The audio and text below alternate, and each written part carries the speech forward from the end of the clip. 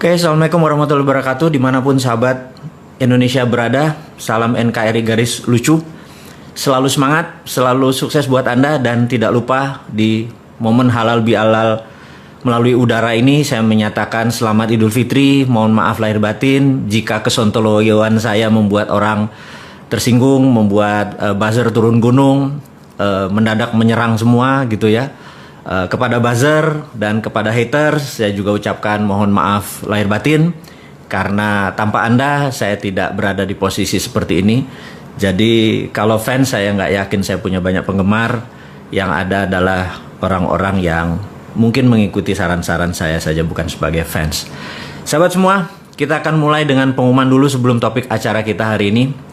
Topik acara hari ini adalah old system doesn't work, gitu ya. Kira-kira terjemahan bebasnya adalah sistem yang lama itu nggak pernah berjalan dengan baik. Jadi sebelumnya ada pengumuman dulu dari panitia, dari Business Hack, dari teman-teman yang mensupport saya selama ini. Sudah tahun keempat, luar biasa kalian semua. Dan saya juga mengucapkan kepada seluruh organisasi saya yang bermitra dengan saya, baik langsung dan tidak langsung, selamat Lebaran, mohon maaf lahir batin semuanya.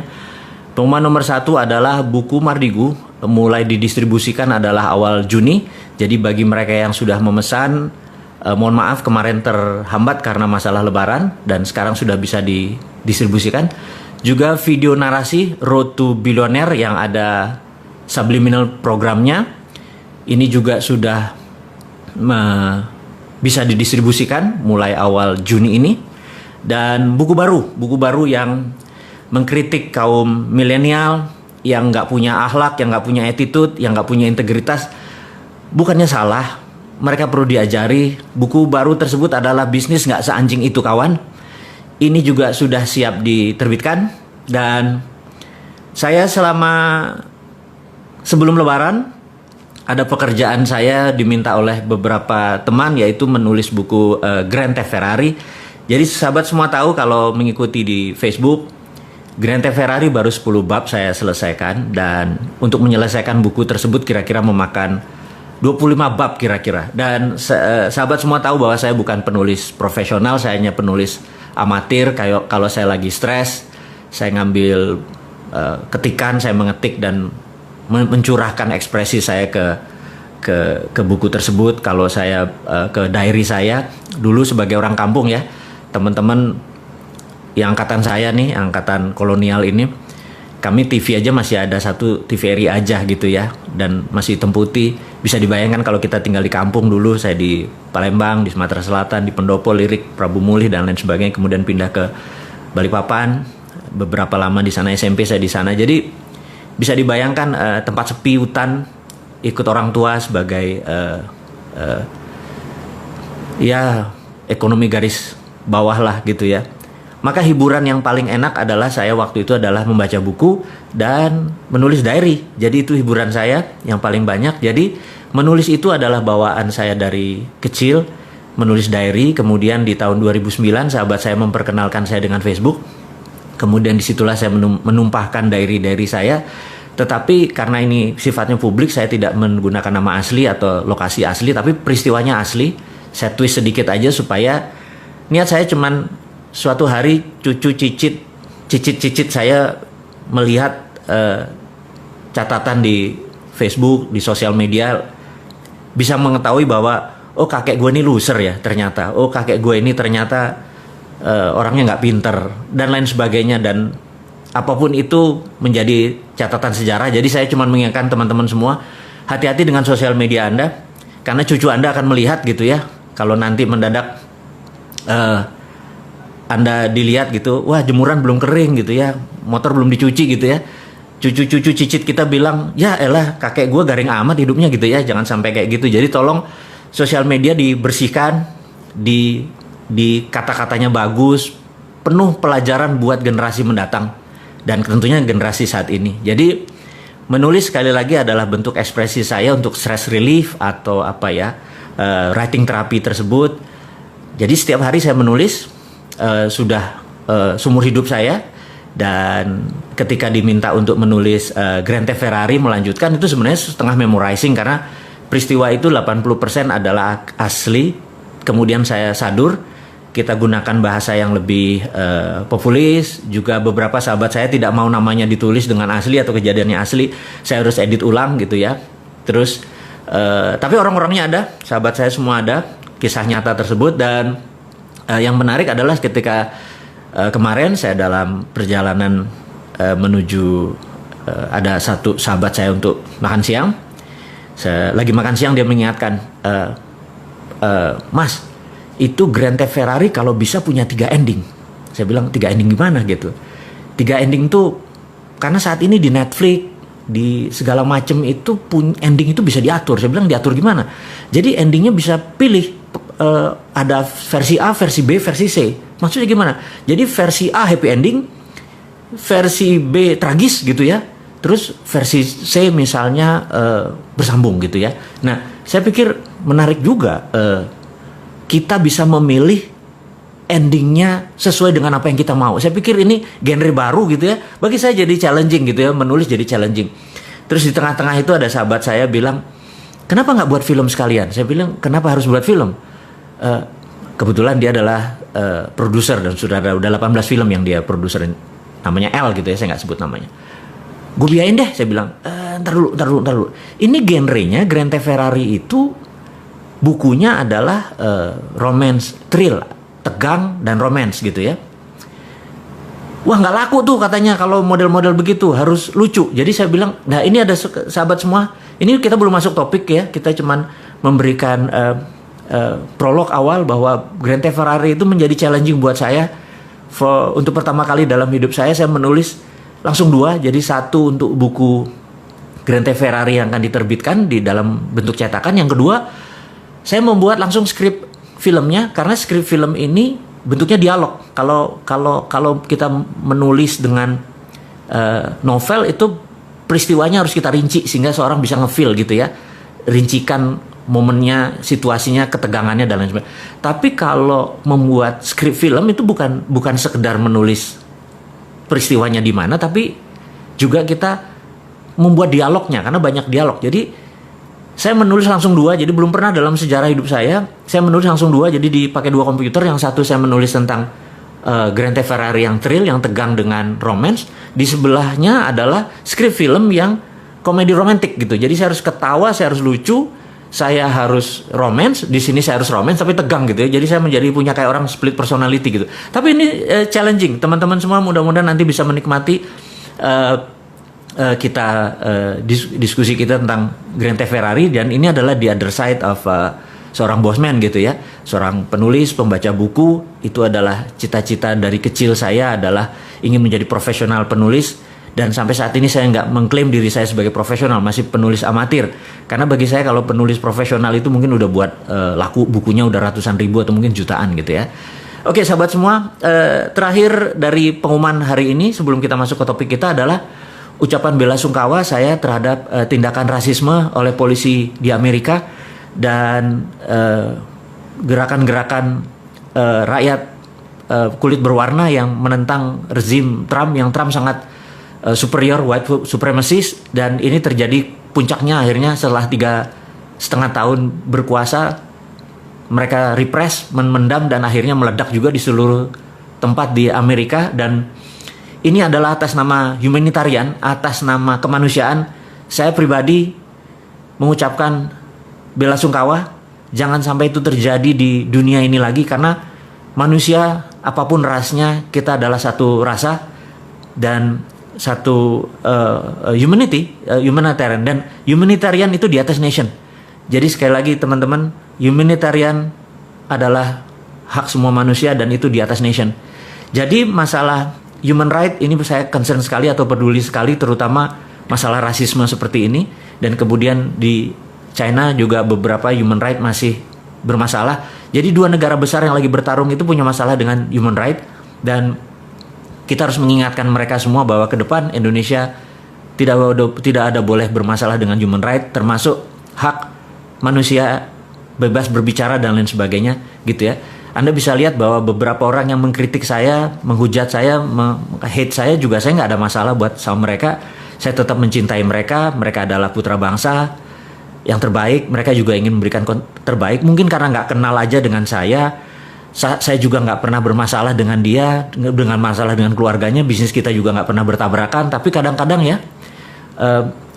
mungkin karena dibayar dan harganya cocok dan mereka perlu makan, jadi buzzer jadi menerima uang tersebut. Saya maafin aja semuanya karena mereka nggak tahu gitu ya. Tujuannya apakah Bosman ini, mereka takut sekali Bosman ini akan berpolitik gitu ya. Saya garansi, sahabat semua, saya nggak akan masuk ke dunia politik. Saya hanya seorang yang banyak baca buku, saya banyak berdiskusi.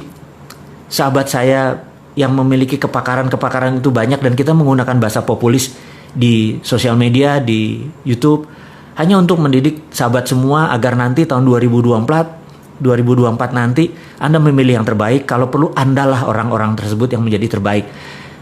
Nggak ada niat saya untuk menjadi fronting atau orang di depan. Tetapi keilmuan saya akan berikan kepada Anda semua. Hati saya tulus. Anda bisa lihat bahwa saya nggak ada niatan apapun. Saya pebisnis as usual. Saya adalah orang yang orientasinya adalah make people happy. Cuman itu toh. Jadi kalau ada orang make me sad, jangan harap saya akan balas gitu ya. Jadi sahabat semua, saat ini memang banyak yang menyerang Bosman. Saya mengerti. Ada gerakan anti membangun kesadaran bernegara. Jadi saya dan beberapa dan sahabat semua yang mendengar, mengikuti, Anda adalah pahlawan membangun kesadaran berbangsa. Kita tahu 20 tahun terakhir kita lemah sekali berbangsa dan bernegara. Lemah, bukan salah. Tapi ke depan kita harus menjadi bangsa yang besar. Kita harus menjadi bangsa yang baru. Kita nggak boleh bergantung kepada bangsa lain selain bangsa kita sendiri. Jadi cintai bangsa kita sendiri. Walaupun dia membenci kita, menghujat kita, membuka aib kita. Dipaksa itu juga aibnya dibuka gitu ya. Dan suatu hari mereka akan mengerti. Jadi karena saya atau kalian tidak membalas, saya ucapkan terima kasih. Saya tahu ada gerakan yang anti kita ini menjadi sukses. Anti ya. Jadi banyak sekali orang saat ini ingin Indonesia tidak berdaulat. Sahabat semua, saya tahu mereka takut UNCLOS. Bayangin ya, waktu kita menyatakan bahwa nanti kita akan bayar asuransi atau bayar pajak atau apapun namanya kepada kapal-kapal niaga atau kapal perang yang melewati perairan internasional yang ada di tengah-tengah Indonesia, yang dulu dikatakan perairan internasional, padahal kalau pakai zona eksekutif ZEE, zona eksekutif, saya lupa lah gitulah, itu terlalu provokasi nanti saya. Lalu ada UNCLOS. Saya bilang, Bapak Ibu, sahabat semua yang menyatakan ada UNCLOS yang lewat di Indonesia melalui peraturan internasional, maka saya katakan, sewaktu kita mengatakan printing money, kita itu melawan IMF. Kita dari pertama sudah mengatakan bahwa capek kerja sama IMF itu. Yuk kita berani berdaulat dengan printing money. Caranya saya ajari. Sabar ya, saya ajari. Pasti.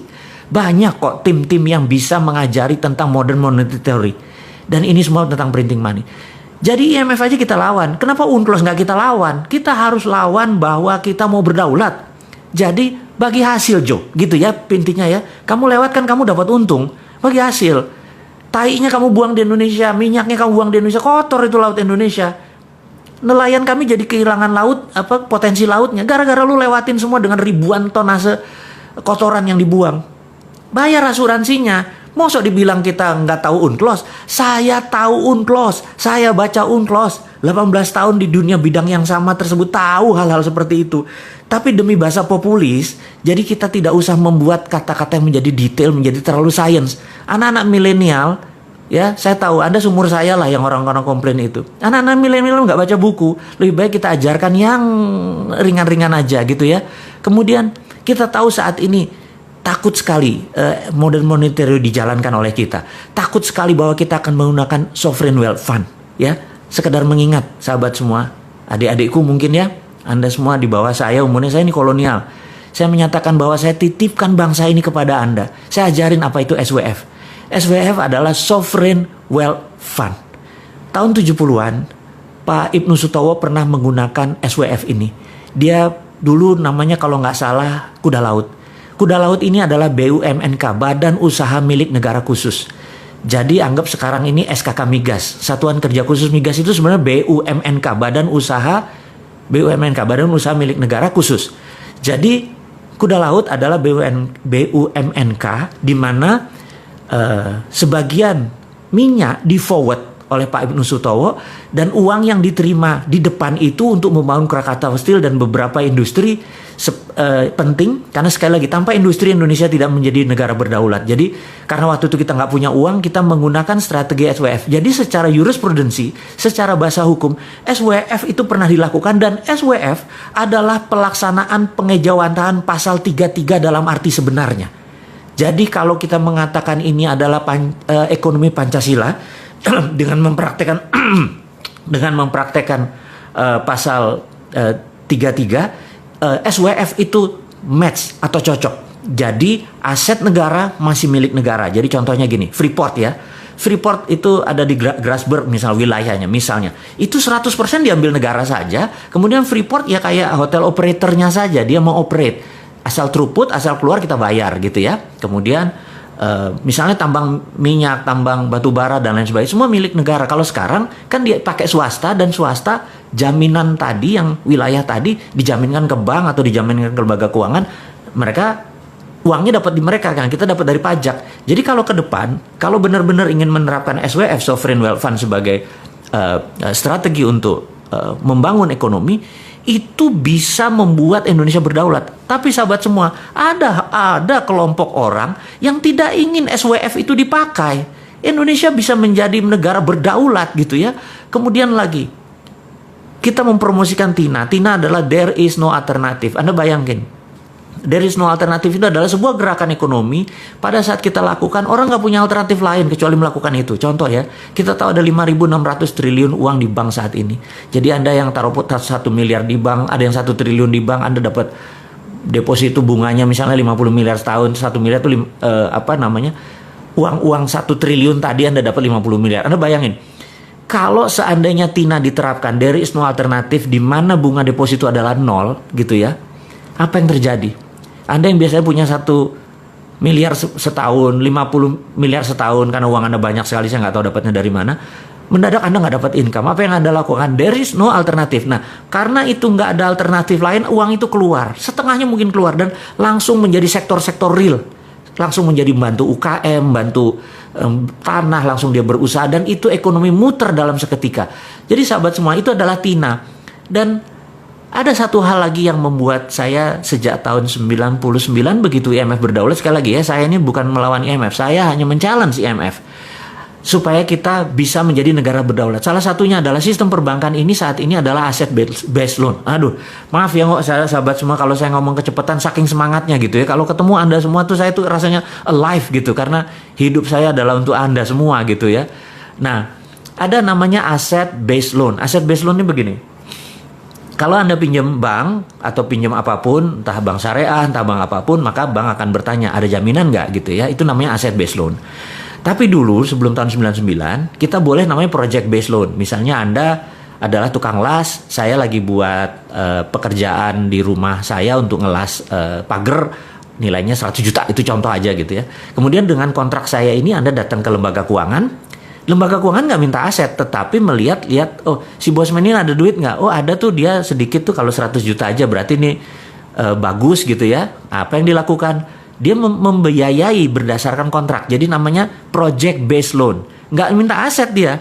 Nah saat ini kalau Anda punya 3 geprek, misalnya ayam geprek, Anda mau buat tabang keempat, sementara 3 lokasinya Anda tempatnya sewa, tempat keempat juga sewa. Aset Anda nggak ada. Tetapi kalau project based loan, revenue Anda, profit Anda itu bisa dibiayai. Nah, saya pengen perbankan itu mengubah lagi bahwa project based loan boleh gitu ya.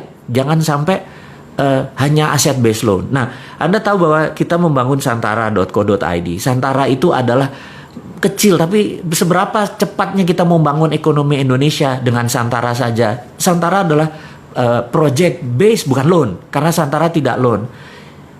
Project based bagi hasil. Jadi saya pikir ada yang seleranya bagi hasil. Nah, Ada yang seleranya mungkin loan, itu selera Anda semua. Loan syariah, Anda aturlah itu semua. Tetapi kalau bisa project based loan, ekonominya maju. Jadi sekali lagi, begitu TINA diterapkan, there is no alternatif, dan boleh project based loan, ekonomi Indonesia akan tumbuh dengan cepat. Dan terakhir yang saya promosikan adalah, saya tahu orang nggak pengen lagi, sekali lagi, banyak orang nggak pengen ada kekuatan Indonesia yang ketika yang keempat yang kita usulkan ini, yang Bosman usulkan, yang sahabat semua mungkin akan belajar adalah tentang tiara. Tiara adalah there is other reasonable alternative. Jadi kalau TINA nggak dikerjakan, tiara aja. Tiara adalah de-dolarisasi. Kita nggak perlu dolar, de-dolarisasi. Jadi seperti Dinaran sahabat semua, dinaran.id, ini adalah de-dolarisasi. Rupiah Anda punya kolateral emas. Dan di mana rupiah kolateral emas itu, Anda bisa menabung. Tapi Anda kalau mau transaksi, Anda tinggal pindahin, mau pindah ke Dana, mau pindah ke OVO, mau pindah ke rekening Anda di bank lain, tapi ada fee-nya tentunya, atau pindah ke Dinaran Card, ada debit card, itu pindah, Anda transaksikan karena debit card pakai GPN, Anda bisa transaksikan dimanapun di seluruh Indonesia. Dan ini adalah solusi-solusi kecil daripada Bosman ini sebagai provokator doang, ngomong doang, nggak ada konsep. Saya nggak mau dibilang kayak gitu. Saya pengen generasi muda itu mencontoh walk the talk. Jadi saya lupakan maksud saya akan membangun supaya teman-teman melihat dengan mata kepala, yuk kita bangun, kita ada Santara, kita ada Dinaran. Dinaran adalah bentuk tiara, didolarisasi. Jadi sekali lagi teman-teman, Dinaran adalah personal SWF. Jadi kalau ini hanya sebagai contoh, suatu hari begitu mereka ngerti, mungkin banyak pejabat negara yang menyatakan, apa sih sovereign wealth fund itu, dia belajar nggak terlalu sempat karena pekerjaannya terlalu sibuk gitu ya. Jadi oke, Dinaran itu personal sovereign wealth fund. Jadi begitu Anda taruh, Anda punya underlying, uang Anda punya underlying gitu ya.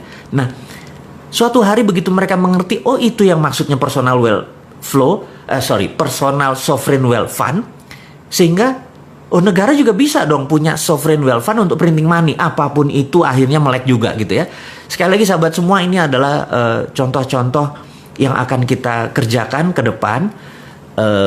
Kita tahu banyak yang nggak suka. Jadi orang yang menyerang kita ini, menyerang saya, menyerang Anda semua, itu kebanyakan mereka tidak ingin Indonesia berdaulat. Percayalah, behind cara mereka berpikir, mereka adalah putra bangsa yang nggak ngerti apa yang mereka kerjakan. Mereka mengkritik aja bisanya tanpa solusi. Jadi yang mereka takut kita melawan UNCLOS. Mereka takut kita menerapkan MMT. Mereka takut kita menjalankan TINA sehingga Indonesia menjadi berdaulat, sehingga Indonesia lebih besar dari Cina, Indonesia lebih besar dari Amerika. Mana mau? Di belakang mereka itu adalah provokator-provokator yang pro negara tadi, yang mereka sendiri tidak tahu menjadi pion-pion dari prinsip-prinsip bernegara asing tadi. Jadi ke depan apa yang dilakukan? Kita harus menyatakan bahwa kita harus punya sistem baru. Sistem baru. Kenapa? Karena old system doesn't work. Gitu ya. Ini yang harus diingatkan. Old system doesn't work. Nah, kita akan mulai dengan old system doesn't work.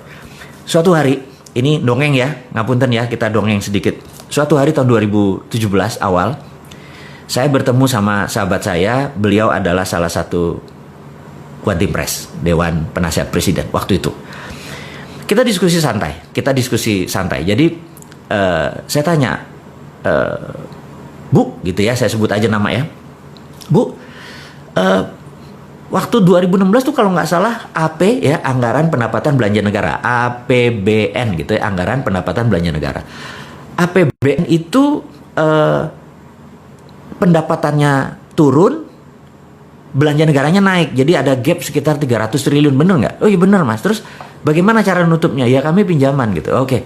Terus 2017 ini, waktu itu 2017 kayaknya naik Bu, pendapatannya makin turun dan belanja negaranya naik gitu. Terus apa solusinya gitu?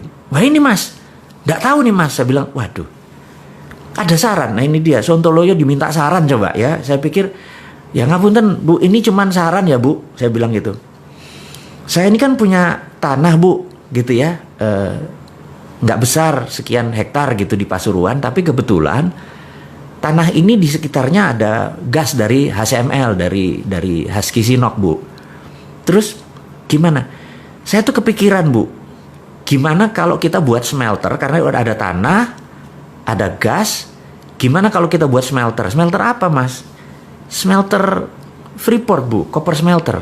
Loh, kan sekarang Freeport kirim ke Okinawa kirim ke Sumitomo. Iya Bu. Jadi gini Bu, saya bilang tolong terbitin yang namanya DMO. DMO adalah singkatan dari Domestic Market Obligation. Oke, demo ya.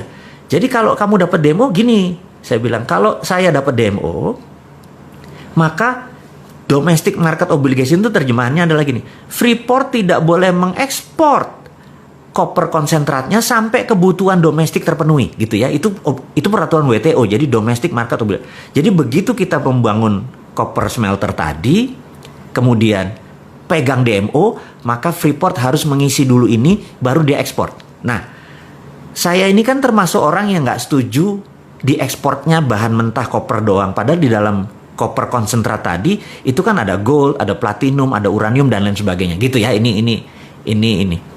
Nah, kemudian apa yang dilakukan oleh DMO ini? Jadi dengan adanya DMO Bu, saya bilang gitu ya, dengan adanya Domestic Market Obligation, saya bisa nyari pinjaman. Modalnya berapa? 2 billion dolar. Mas punya 2 billion? Punya Bu. Wah ini kan agak gila. Punya 2 billion gimana caranya gitu? Gini Bu. Dengan DMO, saya minta 1 juta koper konsentratnya Freeport tidak dikirim tapi masuk ke pabrik kita. Kita akan bangun dengan sekitar 30 triliun. Investasinya sekitar 2,2 billion US dollar waktu itu. Duitmu dari mana? Gini Bu. Nanti kan kita akan menghasilkan 100 ton emas per tahun. Dikalikan 20 tahun kan 2 ton. Nah Bank Indonesia ambil yang 2 ton tadi sebagai jaminannya. Lalu Bank Indonesia terbitin bond Bu. Bond. Jadi Bank Indonesia nggak usah keluarin duit. Terbitin aja bond. Selama 20 tahun ke depan nilainya 6 billion dolar. Nah dengan bond 6 billion dolar itu Bu, saya ke pasar internasional saya bisa cari duit untuk membangun 2,2 billion. Jadi saya moderat, modal dengkul urat Bu gitu. Oh ibunya ngakak gitu ya. Oke saya paham. Nah dengan demikian kita 2 ton emas tadi kita bisa printing money Bu. Ibu bisa nyetak seperti sekarang deh 5 kali lebih banyak dari printing money dan kita nggak berhutang gitu ceritanya. Oh aku paham katanya, aku paham gitu ya. Jadi itu adalah prinsip saya berkontribusi. Tapi terus ada proposal. Ada Bu, saya udah siapin 1 lembar. Oke, nanti saya diskusikan hal ini gitu ya. Nah, sahabat, singkat semua, saya pamit dan nggak lama kemudian 1 bulan, 2 bulan lewat, saya tanya, Bu, gimana usulannya? Nggak bisa karena keluar PP nomor 1 tahun 2017 tentang IUPK. Iya udah deh, saya paham. Saya bilang lanjut deh, saya bilang itu nggak apa-apa karena itu pilihan bernegara. Jadi sekali lagi sistemnya berbeda. Jadi saya cuman mengingatkan bahwa kita pernah mengusulkan bahwa menggunakan kekuatan Freeport. Jadi jangan diambil Freeportnya, tapi diambil kemanfaatan produknya yaitu gold. Dengan gold inilah kita printing money. Itu prinsip saya. Tapi sekarang lebih memilih mengambil Freeportnya, pakai pinjaman hutang, dan kemarin utangnya saya nggak tahu gimana bayarnya karena Freeport juga produksinya nggak terlalu bagus. Utang investasi kita nggak balik-balik. Saya nggak ngerti sekali lagi. Kalau saya punya muscle knowledge berbeda, ilmu pengetahuan saya berbeda, cara strategi berbisnis saya berbeda, lebih baik saya membangun membangun copper smelter di Indonesia di mana hasilnya sekitar 500.000 limbah dari itu diambil petrokimia Gresik dan itu bisa menerbitkan urea. Jadi produk ini sebenarnya sangat integrated, tapi sekali lagi saya udah lewat. Saya cuma menceritakan bahwa sahabat semua, ini hanya membuktikan bahwa old system doesn't work, alias sistem lama itu nggak bekerja. Kita mau challenge. Apakah jarak orang kaya sama orang miskin sekarang mendekat dengan old system? Enggak kan? Apakah saat ini orang semuanya sehat dengan sistem yang ada? Enggak kan? Apakah sekarang ini orang lebih baik kehidupannya dengan old system? Enggak. Jadi kalau old system doesn't work, kenapa kita masih mempertahankan? Itu challenge-nya. Nah, apa yang harus kita lakukan? Jadi menurut saya ini adalah tema garis besar kita bertemu adalah cara cerdas bernegara. Cara cerdas bernegara adalah ubah sistemnya. Tapi kita harus konstitusional ya, bukan ngelawan terus menggunakan perusahaan. Enggak. Itu bukan anak milenial. Anak milenial itu santuy, seru gitu ya. Dan kita juga caranya dengan mempromosikan prinsip-prinsip kita bahwa kita akan menjalankan TINA, kita akan menjalankan printing money, Kita akan menggunakan potensi geopolitik dan geostrategi negara kita.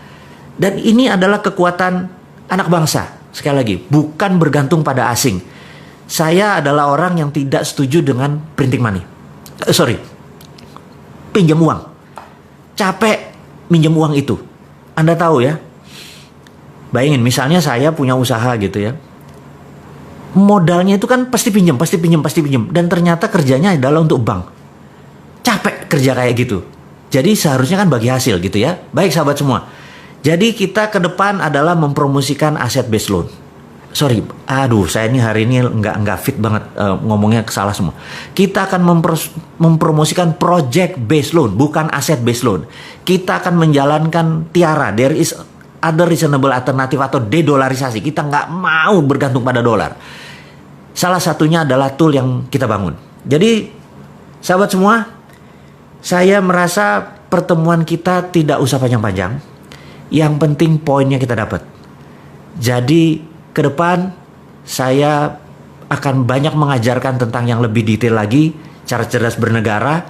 Hari ini kita hanya membicarakan karena santai, karena kita akan mulai bentar lagi PSBB akan dibuka. Saya pikir kita akan mulai business as usual.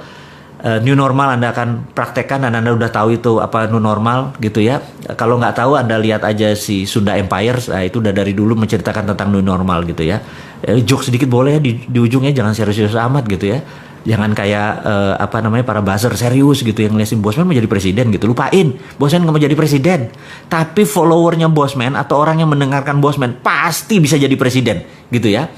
Sahabat semua, saya ucapkan di akhir kata ini adalah mohon maaf lahir batin sekali lagi.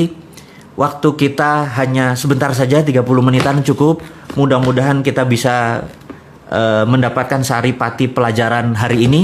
Di mana hari ini saya ulangin lagi, kita harus berani melakukan regulasi baru tentang orang yang lewat selat dan perairan di Indonesia. Harus kita ambil pajak atau ambil asuransi. Kedua, kita akan menjalankan printing money dan lain sebagainya.